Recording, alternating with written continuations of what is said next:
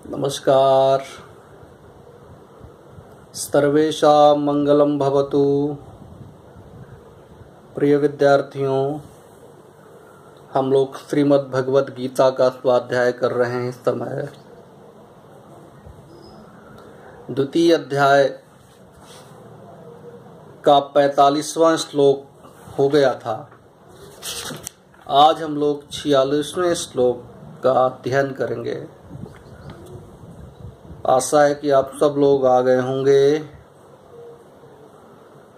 ठीक है, आप सब लोग ग्रंथ खोल लीजिए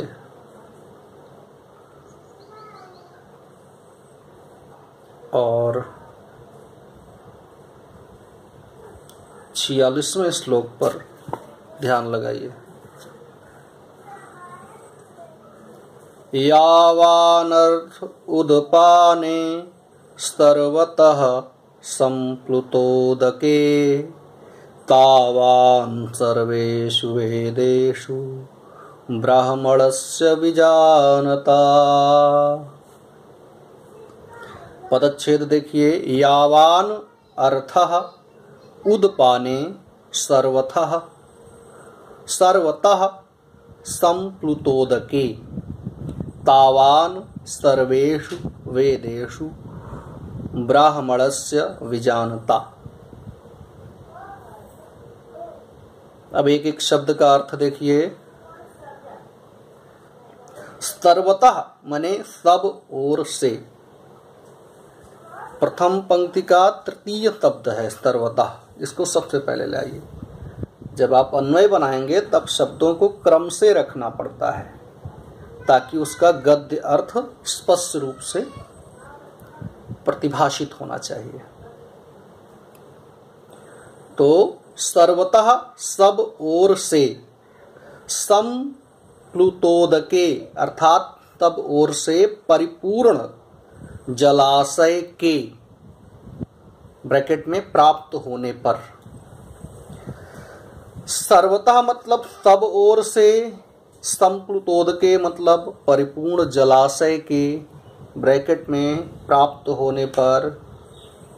प्राप्ते सति उदपाने छोटे जलाशय में अर्थात जो एक छोटा जलाशय बन जाता है, तालाब टाइप का छोटा गड्ढा कह सकते हो उसको आप लोग।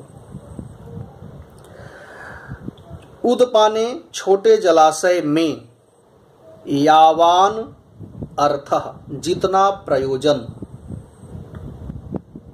ब्रैकेट में अस्ति रहता है, विजानतः तत्वज्ञ पुरुष, विजानतः ब्राह्मणस्य तत्व से जानने वाले अर्थात तत्वज्ञ, ब्राह्मणस्य अर्थात ब्राह्मण का, सर्वेषु वेदेषु तावान समस्त वेदों में उतना ही प्रयोजन रहता है। मतलब ये है कि सब ओर से भरा हुआ विशाल जलाशय अगर मिल जाए तब छोटे से गड्ढे में किसी व्यक्ति का जितना प्रयोजन रहता है उतना ही प्रयोजन किसी तत्वज्ञ ब्राह्मण का वेदों में रहता है, समस्त वेदों में रहता है। समस्त वेदों में उतना ही प्रयोजन तत्वज्ञ ब्राह्मण का रहता है। जब हम समस्त वेदों में प्रयोजन की बात कर रहे हैं तब आप ये समझिए कि वेद के कर्मकांड विषयक अंश की मैं बात कर रहा हूं। मैं क्या, भगवान कृष्ण का इशारा जो है वो वेदों के कर्मकांड विषयक, जो कि स्वर्गादि फलों को प्राप्त कराने वाले हैं, उस अंश की तरफ है। उस अंश में ब्राह्मणों का प्रयोजन उतना ही रहता है जितना कि किसी बड़े जलाशय को प्राप्त होने के पश्चात किसी छोटे जलाशय या गड्ढे में जितना प्रयोजन रहता है। अर्थात कोई प्रयोजन ही नहीं रहता। जब समुंदर मिल गया तब फिर गड्ढे की क्या बात है, उसकी क्या आवश्यकता है। जब क्षीर सागर मिल गया, दुग्ध का पूरा सागर ही मिल गया, तब गाय और भैंसों की प्रयोजनता क्या रह जाती है? वही कहने का मतलब है, जब विशाल जलाशय मिल गया तो गड्ढे का क्या प्रयोजन है? इसीलिए ऐसे ही जब तत्वज्ञ महापुरुष, यहाँ पर तत्वज्ञ ब्राह्मण कहा गया है। ब्राह्मण का मतलब यहाँ पर जाति विशेष से नहीं है। ब्राह्मण का मतलब जो ब्रह्म को जानता है अच्छे तरीके से। ब्रह्म जानाते थे ब्राह्मणा, जिसने आत्म साक्षात्कार कर लिया है, ऐसा व्यक्ति ही ब्राह्मण कहा जाता है। तो ऐसे ब्राह्मण का, ऐसे तत्वज्ञ ब्राह्मण का वेदों में कोई प्रयोजन नहीं है। अर्थात वेद के उस हिस्से में जो स्वर्ग आदि फलों की प्राप्ति का साधन बताता है, उस हिस्से में उस ब्राह्मण का, उस ब्रह्मज्ञ तत्वज्ञ ब्रह्मनिष्ठ व्यक्ति का कोई प्रयोजन नहीं रह जाता, क्योंकि वो फल इत्यादि बताता है और समस्त कर्म फल से वो ऊपर उठ चुका है। तो इस श्लोक का मतलब यही है। आगे चलिए, बहुत ही सुप्रसिद्ध श्लोक है अब, और कर्मयोग का सूत्र रूप से इसमें स्वरूप वर्णित है। सूत्रात्मक तरीके से, सूत्रात्मक शैली में भगवान ने इस श्लोक में कर्मयोग के स्वरूप को वर्णित किया है। कर्मण्येवाधिकारस्ते मा फलेषु कदाचन मा कर्म फल हेतुर्भूर्मा ते संगो वस्तु कर्मणि। फिर से देखिए, कर्मण्येवाधिकारस्ते मा फलेषु कदाचन मा कर्म फल हेतुर्भूर्मा ते संगो वस्तु कर्मणि। 47वां श्लोक है, पदच्छेद करिए। कर्मणि एव अधिकारः ते मा फलेषु कदाचन मा कर्म फल हेतुः भूः मा ते संगः अस्तु कर्मणि। बहुत ही प्रसिद्ध और बहुत ही तत्व प्रधान श्लोक है ये श्रीमद् भगवत गीता के 2 अध्याय का, और यत्र तत्र सर्वत्र इस श्लोक की व्याख्याएं समुपलब्ध होती हैं। तमाम महापुरुषों ने और महात्माओं ने इसकी व्याख्या की है। इस श्लोक की टीका टिप्पणी में पूरे के पूरे ग्रंथ लिखे गए हैं। बच्चों, बात यह है कि अगर हम एक एक श्लोक की व्याख्या करना शुरू करेंगे तो कई दिन लग जाएगा। एक ही श्लोक में अनेक दिन लग सकता है उसकी व्याख्या में। तो गीता के श्लोकों में इतना गांभीर्य है, इतने नए नए अर्थ हैं उसमें, जो तमाम महापुरुषों ने अपने अपने ढंग से उद्घाटित किया है। ये भगवान श्री कृष्ण की वाणी है। लेकिन यहाँ पर हमें उस दृष्टि से नहीं पढ़ना है, हमें परीक्षा की दृष्टि से, अपने पाठ्यक्रम की दृष्टि से इसकी तैयारी करना है। इसलिए हम बहुत गहन अर्थ में नहीं प्रवेश करते हैं और बहुत समय तक टीका टिप्पणी नहीं कर सकते हैं एक श्लोक पर, बहुत ज़्यादा लंबी व्याख्या नहीं खींच सकते हैं। इसलिए हम उतना ही व्याख्या कर रहे हैं जितने में कि हमारा और आपका काम चल जाए। तो श्लोक देखिए, श्लोक का एक एक अर्थ देखिए। सबसे पहले देखिए, कर्मण्येवाधिकारस्ते, ते मने तेरा या तुम्हारा। अर्जुन ते भगवान कृष्ण कहते हैं कि ते तुम्हारा, कर्मणि एव अधिकारः, कर्म करने में ही अधिकार है। एक बात। दूसरी बात, फलेषु कदाचन, फल में कभी भी ना, मां नहीं। कर्म करने में ही तेरा अधिकार है। कर्मणि एव अधिकारः फलेषु कदाचन मां। फलों में अर्थात उस कर्म के फल में, कदाचन मतलब कभी भी, मां मने नहीं है। क्या नहीं है? अधिकार। अधिकार कामन शब्द है, उसमें भी रहेगा, इसमें भी रहेगा। ते अधिकारः ते कर्मणि एव अधिकारः फलेषु अधिकारः कदाचन मा। फल में तेरा अधिकार नहीं है। अगली बात यह है, इसमें 4 बातें हैं। देखिए इस श्लोक में 4 चरण हैं और 4 चरणों में 4 बातें हैं। पहली बात क्या है? ते कर्मणि एव अधिकारः, तुम्हारा कर्म में ही अधिकार है, एक बात। दूसरी बात, फलेषु कदाचन मा, फल में तुम्हारा कोई अधिकार नहीं है। तीसरी बात, कर्म फल हेतु मा भूः, कर्म फल का हेतु मत बनो, मत हो। कर्म फल हेतु मत बनो, कर्म फल के हेतु मत हो अर्जुन। तीसरी बात।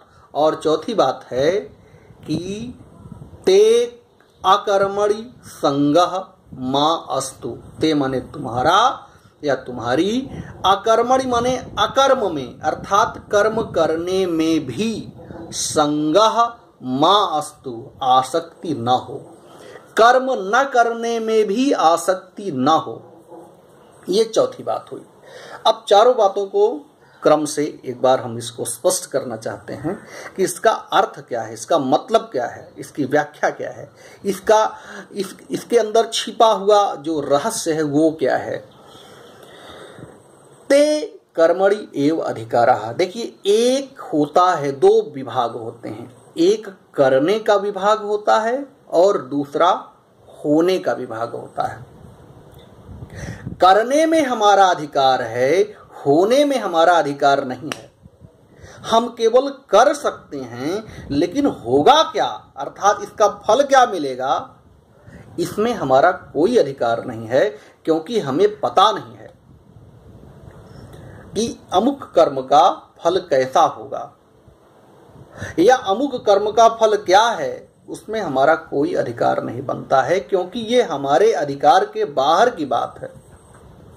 तो कर्मणि एव अधिकारः, कर्म करने में ही स्वतंत्रता तुम्हें दी गई है।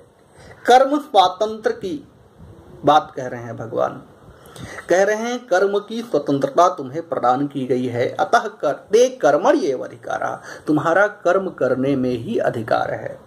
मा फलेषु कदाचन, फल में अधिकार नहीं है तुम्हारा, फल में अधिकार नहीं है, क्योंकि देखिए कर्म का तो फल मिलेगा ही, लेकिन उस पर तुम्हारा अधिकार नहीं है, उस पर तुम्हारा वश नहीं है, उसको तुम बदल नहीं सकते हो। कर्म में तो फेर बदल कर सकते हो, लेकिन जब उसका फल मिलेगा तब तुमको वो भोगना ही पड़ेगा, उसमें कोई फेर बदल नहीं कर सकते, उसमें तुम्हारा कोई बस नहीं चलेगा। तो कर्म फल हेतु मा भू, कर्म फल का हेतु भी मत बनो। हे अर्जुन, तुम कर्म फल के हेतु मत बनो। कर्म फल हेतु का मतलब क्या है? जो कर्म का फल है उसके हेतु मत बनो तुम। चूंकि कर्मों के फल का हेतु मत बनो, कर्म का जो फल है उसमें तुम्हारा अधिकार नहीं है, इसलिए कर्म फल के हेतु न बनो का मतलब कर्तापन तुम्हारे अंदर नहीं आना चाहिए, अर्थात निष्काम भाव से तुम कर्म करो। निष्काम भाव से समस्त कर्मों को संपादित करो और कर्म फल के हेतु मत बनो, अर्थात कर्तापन का बोध तुम्हारे अंदर नहीं होना चाहिए, अहंकार नहीं आना चाहिए।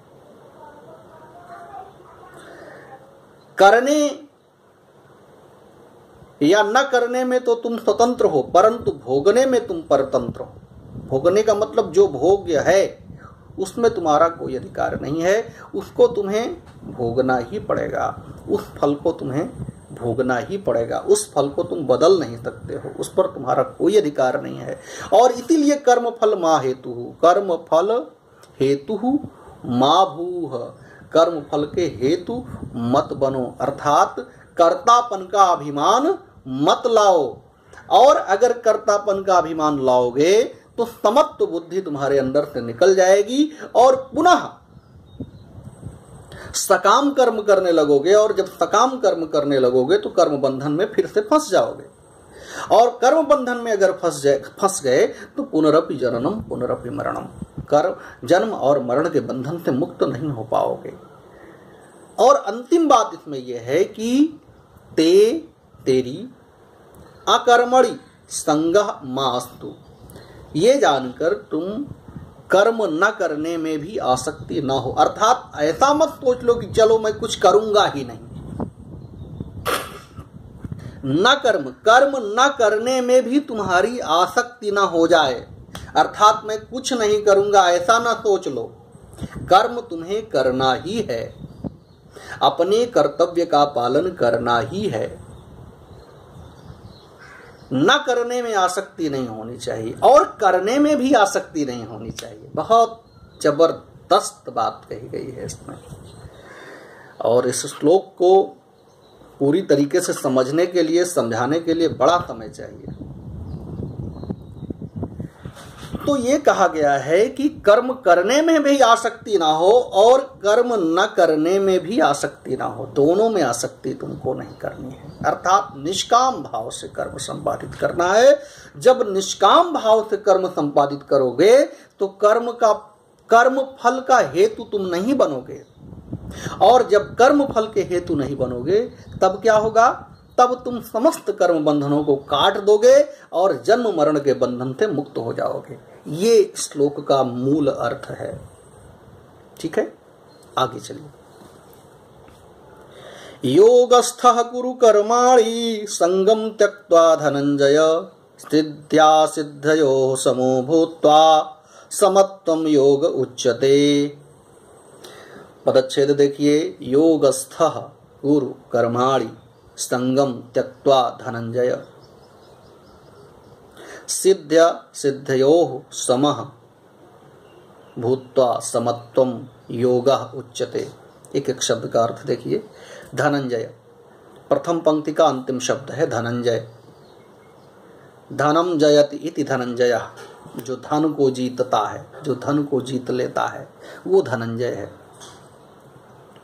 अर्जुन का ही एक नाम है ये। हे धनंजय अर्थात हे अर्जुन, संगम त्यक्त्वा, संगम मतलब आसक्ति को, त्यक्त्वा मतलब त्याग कर, आसक्ति को त्याग कर, सिद्ध असिद्धयोः अर्थात सिद्धि और असिद्धि में, समः भूत्वा समान होकर, योगस्थः योग में स्थित होकर, कर्माणि कुरु कर्म को करो,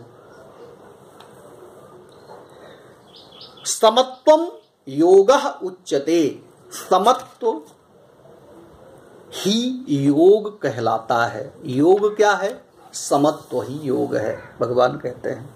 फिर से देखिए, धनंजय, हे धनंजय, संगम त्यक्त्वा आसक्ति को त्याग कर, सिद्ध असिद्धयोः सिद्धि और असिद्धि में, समः समान भाव से, समान बुद्धि वाले, भूत्वा होकर, योगस्थः योग में स्थित होकर, कर्माणि कर्म को, कुरु करो, क्योंकि समत्वम योग उच्यते, समत्व ही योग कहलाता है। तो संगम त्यक्त्वा आसक्ति को त्याग कर, कर्म फल आसक्ति को, जब आसक्ति को त्यागने की बात कही जाती है तब दरअसल कर्म के फल की आसक्ति को त्यागने की बात कही जा रही है। कर्म के फल में आसक्ति नहीं होनी चाहिए, निष्काम भाव से कर्म होना चाहिए। और जब कर्म फलासक्ति को त्याग देंगे तब सफलता मिले अथवा असफलता मिले, इसका भी भाव नहीं रहता, क्योंकि हमारा जो कर्म करने में हमारा अधिकार मान लेते हैं और इसका परिणाम क्या होगा इसमें हमारी कोई रुचि नहीं है, इसमें हमारा कोई वश नहीं है, इसमें हमारी कोई कामना नहीं है। सिद्धि असिद्धयोः, सिद्धि मिले अथवा असिद्धि मिले, सफलता मिले अथवा असफलता मिले, दोनों में समान भाव से, समभाव से स्थिर होकर, योगस्थः योग में स्थित होकर, किस योग में? समत्व में, समान भाव में, समता में स्थित होकर, कर्माणि कुरु कर्मों को करो, क्योंकि समत्वम योगः उच्यते, क्योंकि यही समत्व को ही योग कहा जाता है। इसी समत्व को, यही समता अगर व्यक्ति के अंदर आ जाए तो वो योगी कहलाता है। आगे आइए, दूरेण ह्यवरं कर्म बुद्धि योगात् धनंजय बुद्धौ शरणम् अन्वीक्ष कृपणाः फल हेतवः। अर्थात पदच्छेद देखिए, दूरेण ही अवरम कर्म बुद्धि योगात् धनंजय बुद्धौ शरणम अन्वीक्ष कृपणाः फल हेतवः। एक एक शब्द का अर्थ देखिए। बुद्धि योगात् अर्थात प्रथम पंक्ति का अंतिम शब्द देखिए, बुद्धि योगात् धन धनंजय। तो बुद्धि योगात् अर्थात बुद्धि योग से, कर्म अर्थात सकाम कर्म, यहां पर कर्म का मतलब सकाम कर्म है, निष्काम कर्म नहीं। बुद्धि योग से सकाम कर्म दूरेण अवरम अर्थात दूर से ही त्यागने के योग्य है, दूर से ही त्यागने के योग्य है अर्थात अत्यंत निम्न श्रेणी का है। सकाम कर्म, बुद्धि योग से सकाम कर्म अत्यंत निम्न श्रेणी का है। अतः इसलिए धनंजय बुद्धौ शरणम, अतः हे धनंजय, हे अर्जुन, बुद्धौ मतलब सम बुद्धि में, समत्व बुद्धि में, शरणम रक्षा का उपाय, अन्वीक्ष मतलब खोजो, समत्व बुद्धि में रक्षा का उपाय खोजो। बुद्धौ शरणम अन्वीक्ष, यहां बुद्ध महात्मा बुद्ध वाले बुद्ध नहीं है, बुद्धौ शरणम अन्वीक्ष अर्थात समत्व बुद्धि रूप योग में रक्षा, शरणम रक्षा का, शरण का उपाय, अन्वीक्ष मतलब ढूंढ अर्थात बुद्ध योग का ही आश्रय ग्रहण कर ही, क्योंकि फल हेतवः कृपणाः, फल के हेतु बनने वाले अत्यंत कृपण होते हैं अर्थात दीनहीन होते हैं। फल का हेतु बनने वाले अत्यंत दीनहीन होते हैं। और जब योगस्थः कुरु कर्माणि, जब योग में स्थित होकर के, बुद्ध समबुद्धि में स्थित होकर के, समत्व में स्थित होकर के जब तुम कर्म करोगे तब क्या होगा, फल के हेतु नहीं बनोगे, क्योंकि जो फल के हेतु बनते हैं वे अत्यंत कृपण होते हैं, अत्यंत दीन होते हैं।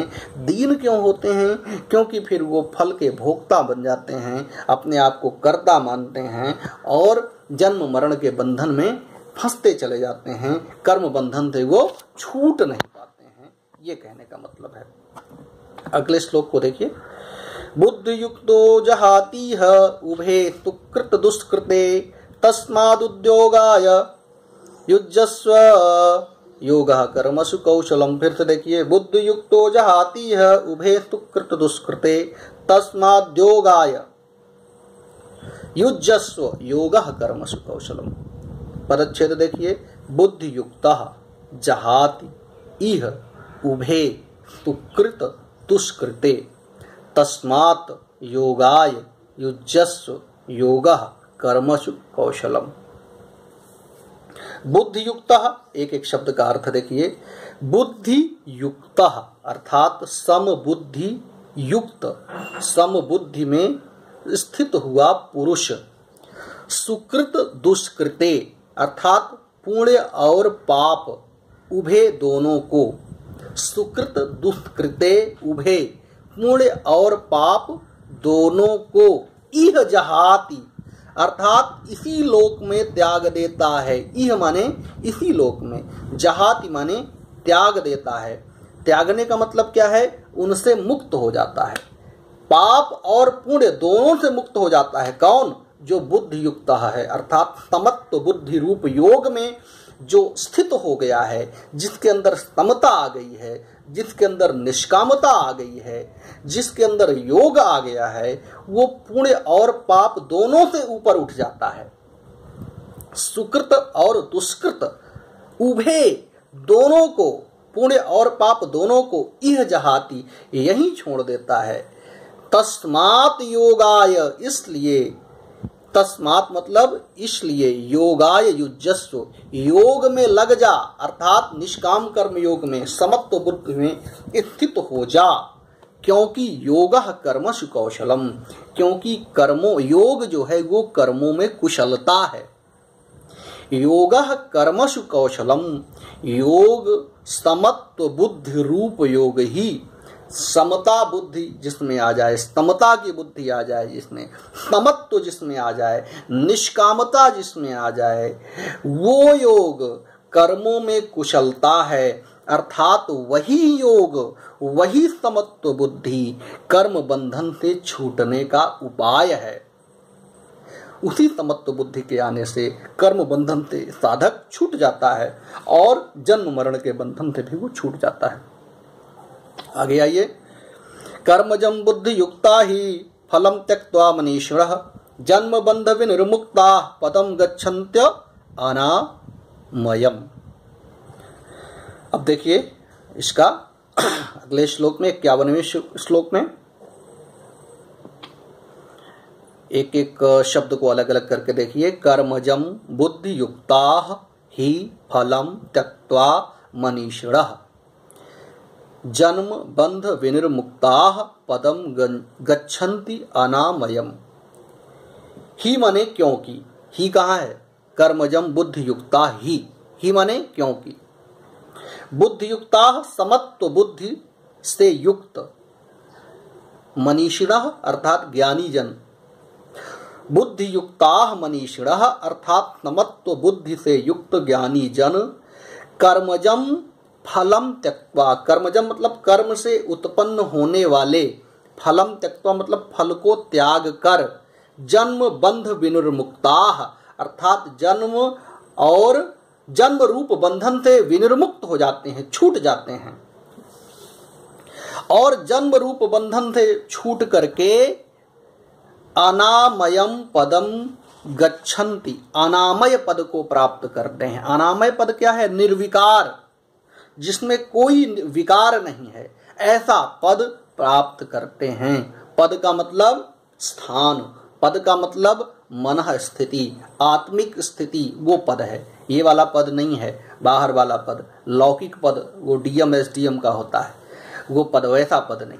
ये आत्मिक पद को, जिस पद में पहुंचने के पश्चात कर्म बंधन से साधक छूट जाता है, निष्काम कर्मयोगी बन जाता है और अनामयता को प्राप्त कर जाता है। अर्थात कर्म करने पर भी उसको कर्म फल हेतु नहीं होता है वो, और कर्म का जो फल है, कर्म का जो बंधन है, उसे नहीं बांधता है। अगला श्लोक देखिए, 52वां श्लोक। थोड़ा स्पीड बढ़ा रहा हूं क्योंकि इसको पूरा भी करना है। आप लोग समझिए, जहां पे जिस शब्द का अर्थ समझ में ना आए उसको आप फोन करके बीच में पूछ लीजिएगा, और पुनः अगर किसी शब्द पर विशेष व्याख्या की अपेक्षा होती है तो वो भी किया जाएगा। अन्यथा की स्थिति में एक एक श्लोक में एक एक घंटे लग सकते हैं, और एक घंटे क्या कई घंटे लग सकते हैं अगर व्याख्या की जाए। भगवान श्री कृष्ण की वाणी है ये, और इसके विभिन्न अनेक नए नए अर्थ निकलते हैं, लेकिन यहाँ पर बहुत ज़्यादा हम नहीं अंदर जा रहे हैं, बाहर से उसकी व्याख्या हो रही है। यदा ते मोह कलिलम बुद्धि व्यतितरिष्यति, यदा ते मोह कलिलम बुद्धि व्यतितरिष्यति तदा गंतासि निर्वेदम श्रोतव्यस्य श्रुतस्य च। एक एक शब्द का अर्थ देखिए। यदा ते मोह कलिलम बुद्धि व्यतितरिष्यति तदा गंतासि निर्वेदम श्रोतव्यस्य श्रुतस्य च। अर्थात यदा माने जिस काल में, जिस समय, ते माने तुम्हारी, बुद्धि मोह कलिलम व्यतितरिष्यति अर्थात जब तुम्हारी बुद्धि मोह कलिलम अर्थात मोह रूपी दलदल को, व्यतितरिष्यति मतलब पार कर जाएगी, मोह रूपी दलदल को व्यतितरिष्यति मतलब पार कर जाएगी, तदा मतलब उस समय, श्रुतस्य अर्थात सुने हुए, च और श्रोतव्यस्य सुनने में आने वाले, सुने हुए तथा इस लोक और परलोक संबंधी सुनने में आने वाले समस्त भोगों से निर्वेदम गंतासी, निर्वेद को प्राप्त हो जाएगा, अर्थात वैराग्य को प्राप्त हो जाएगा। इसका क्या मतलब है? जब तुम्हारी बुद्धि मोह रूपी दलदल से निकल जाएगी तब समस्त भोगों से तुम्हारा वैराग्य हो जाएगा। जिन भोगों को तुमने सुन रखा है तथा जिन भोगों को तुमने देख रखा है और इस लोक तथा अन्य लोक स्वर्गादि लोकों में जो जो भोग विद्यमान हैं, जिनके बारे में तुमने शास्त्रों में पढ़कर जान रखा है, पुराणों में पढ़कर जान रखा है, उन समस्त भोगों से तुम्हें निर्वेद हो जाएगा, तुम्हें वैराग्य हो जाएगा। जब तुम्हारे अंदर से, तुम्हारी बुद्धि से मोह निकल जाएगा। यदा ते मोह कलिलम, जब तुम्हारी बुद्धि मोह रूपी दलदल से व्यतितरिष्यति अर्थात पार हो जाएगी, मोह रूपी दलदल को पार कर जाएगी, मोह रूपी दलदल तुम्हारे अंदर से निकल जाएगा, तब समस्त भोगों से, सचराचर के समस्त भोगों से तुम्हारा सर्वदा के लिए वैराग्य हो जाएगा। और क्या होगा? आत्मस्थ हो जाएगा तू। श्रुति विप्रतिपन्ना ते यदा स्थास्यति निश्चला समाधावचला बुद्धि तदा योगम अवाप्स्यसि। 53वां श्लोक देखिए। श्रुति विप्रतिपन्ना ते यदा स्थास्यति निश्चला समाधौ अचला बुद्धि तदा योगम अवाप्स्यसि। अर्थात एक एक शब्द का अर्थ देखिए। श्रुति विप्रतिपन्ना, श्रुति विप्रतिपन्ना उसे कहते हैं जिस व्यक्ति के अंदर, श्रुति विप्रतिपन्न कौन है? जिसके अंदर भांति भांति के वचनों को सुनने से जिसकी बुद्धि विचलित हो गई है, वो व्यक्ति श्रुति विप्रतिपन्न है। इस शास्त्र में ये लिखा है, इस शास्त्र में ये लिखा है, इस संप्रदाय में ये बात कही गई है, इस संप्रदाय में ये बात कही गई है, इस महापुरुष ने ऐसा कहा है, इस महापुरुष ने ऐसा कहा है, वेद में ये है, पुराण में ये है, शास्त्र में ये है, महाभारत में ये है, ये करूं कि वो करूं। इन सारी चीजों में जब बुद्धि, ये भगवान बड़े हैं कि वो भगवान बड़े हैं, जब ये बात आ जाती है, तब क्या होता है? वो श्रुति विप्रतिपन्न हो जाता है।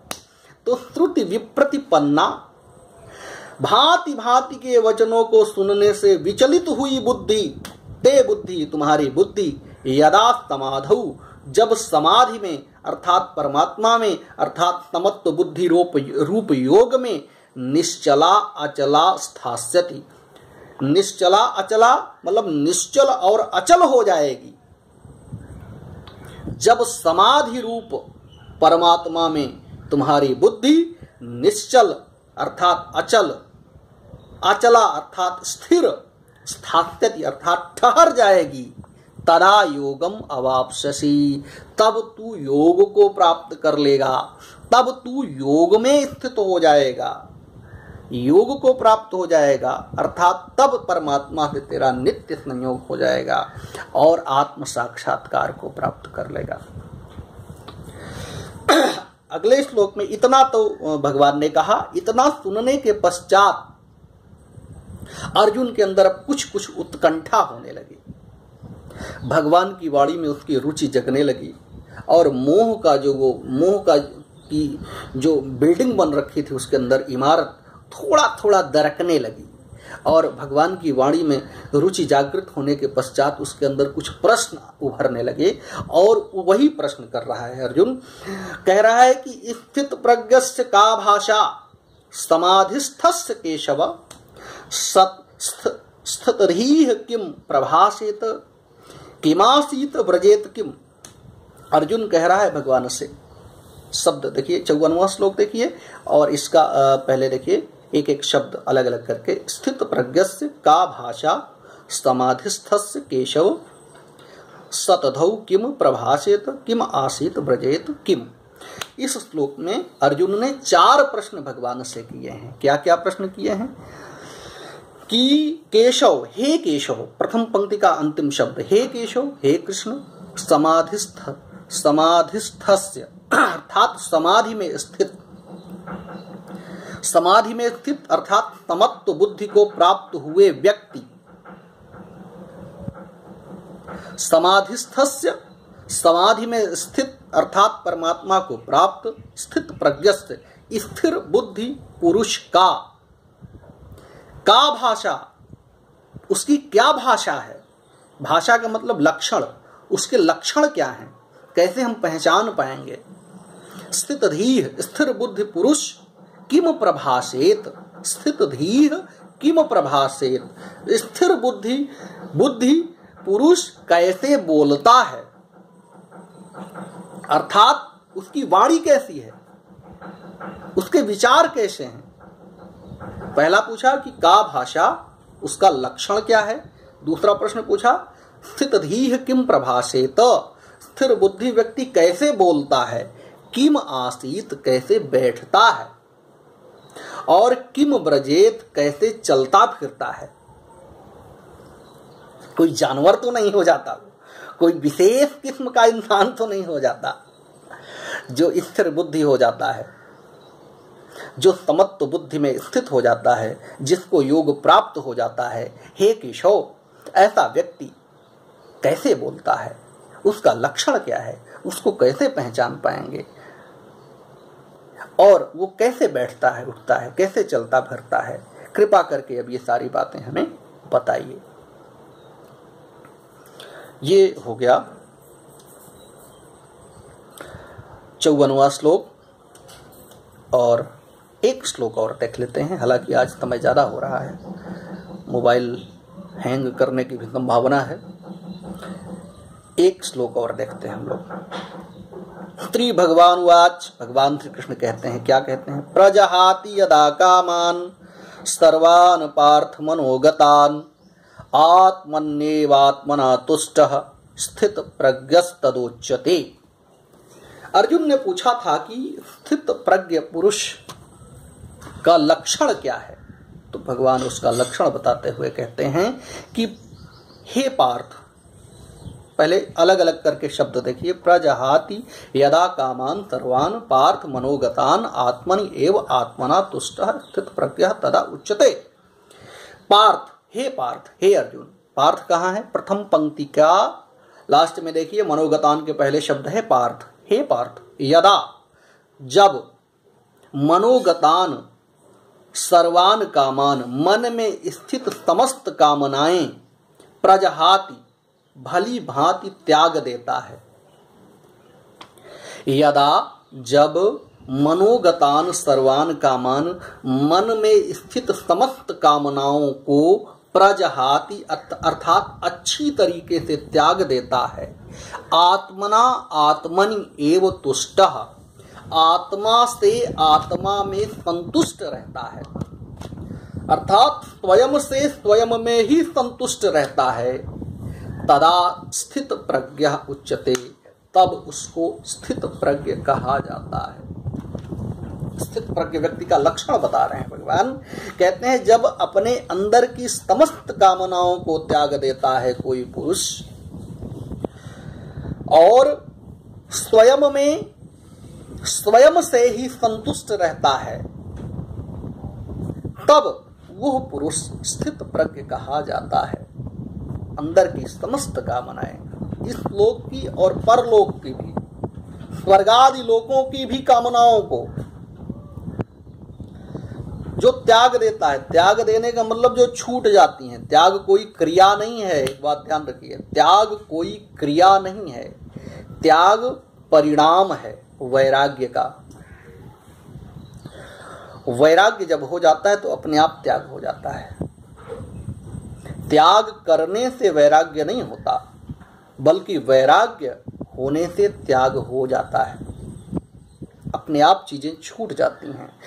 तो जब किसी व्यक्ति के अंदर की समस्त कामनाएं छूट जाती हैं और आत्मना आत्मनि एव तुष्टः, और स्वयं से स्वयं में नित्य संतुष्ट रहता है, नित्य संतुष्टि को प्राप्त होता है, तब ऐसा व्यक्ति स्थित प्रज्ञ कहलाता है। ऐसा भगवान श्री कृष्ण अर्जुन से कहते हैं। इस तरीके से आज 55 श्लोक हो गए हैं।